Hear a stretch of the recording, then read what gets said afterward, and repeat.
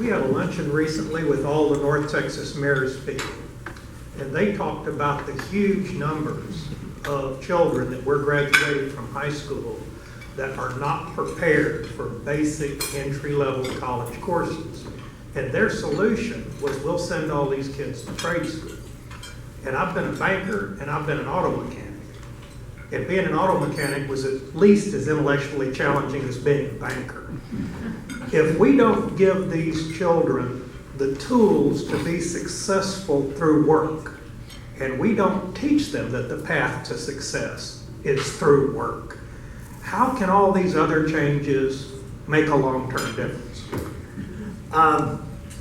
You're talking about, again, what I referenced here is getting back to basics. And you heard me talk about without successful families, we can't have a successful country. Without successful families, you talk to any teacher, any administrator, they'll tell you the same thing. That the principal reason these kids aren't succeeding is because they come to school not prepared to learn, not with the soft skills that are necessary for success. A work ethic, a love of education, or an interest in education, a stable home, a place where they feel safe, a place where drugs and alcohol isn't rampant. These are major problems in America today. Major problems, almost all because of the breakdown of the family in America. That's just the reality. I usually cart around a book with me, written, was just invited by the president to the White House, has said that the principal reason that we are not going to succeed in America, and that the reason America is hollowing out in the middle and children don't have a chance to rise, is because of the breakdown of the nuclear family in America. And he shared a number that if you come from a one-parent family in a neighborhood of one-parent families, and you go to school in the neighborhood school that is predominated by one-parent family kids, the chance of you ever reaching the top 20% of income earners, again, that's not millionaires and billionaires, top 20% is 3% in America. Now, I don't know about you, but the hallmark of America and our system was always the opportunity to rise. Didn't matter who you came, where you came from, what side of the tracks you lived on, who your mom and dad were. You always had the ability, if you played by the rules and you worked hard, you could rise. And guess what? Americans don't think that's true anymore. And the numbers point to the fact that it's not true. And we're not doing anything about it. We can talk about our education system, but the education system in America is dealing with things that the education system in any country wasn't built to deal with. And so we have to get back to the basics.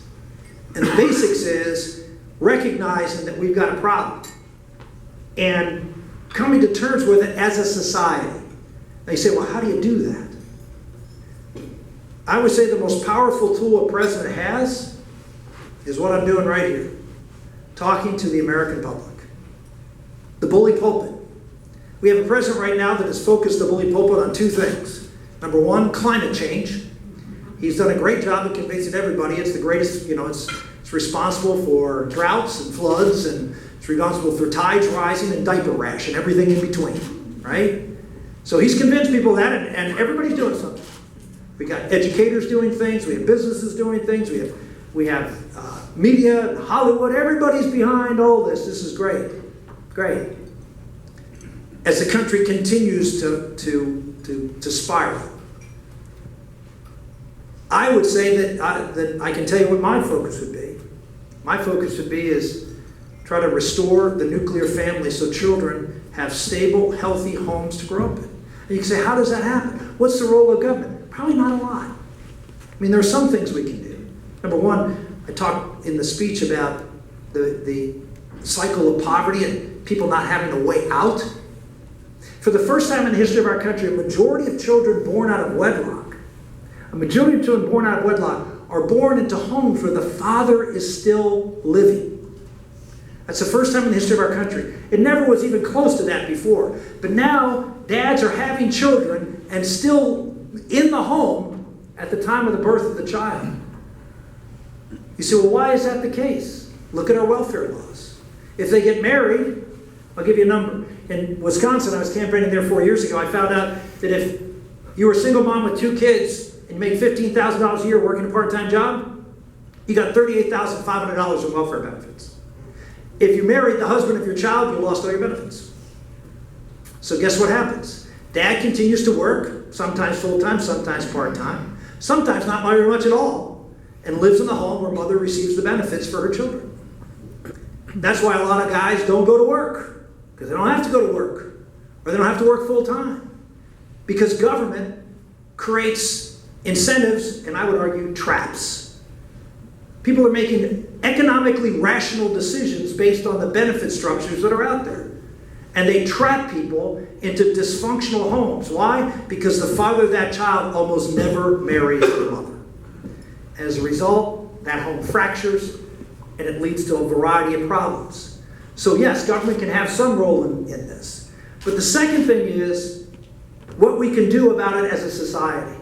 What we can do as businesses to help support and nurture families and marriage. I was in a business in Chattanooga, Tennessee the other day, and they have 2 programs that they have as businesses to help families. One is they give everybody in their employ a weekend free Dave Ramsey course to help them organize their financial situation. As I mentioned before, the biggest problem in breakups of family is usually financial. Second, they provide an annual free marriage retreat. And here's what they found. Strong families and strong homes make better employees. And so what can business do to put their eyes open and say, what can we do to help the people in our businesses have better family lives because it's going to be more reliable and stable employees? What can we in the media do to encourage marriage and families? What can we do in our schools? How many of you in your schools ever had a course on marriage and the importance of marriage and families? Never. We talk about all these other things, let me assure you. We tell you how to have premarital sex, but God forbid, we tell you how to have healthy, stable homes when you leave high school. All of these things and more. Hollywood, imagine Hollywood and folks going out and talking about the importance of these issues. It has to be a national priority, and only then can we begin to turn this tide around, and then we can get to the problem. Now, obviously, there's lots of folks in the system right now that's a problem that are going to be more difficult to deal with, but we can't ignore the root of that problem, and that's what I think we need to start with.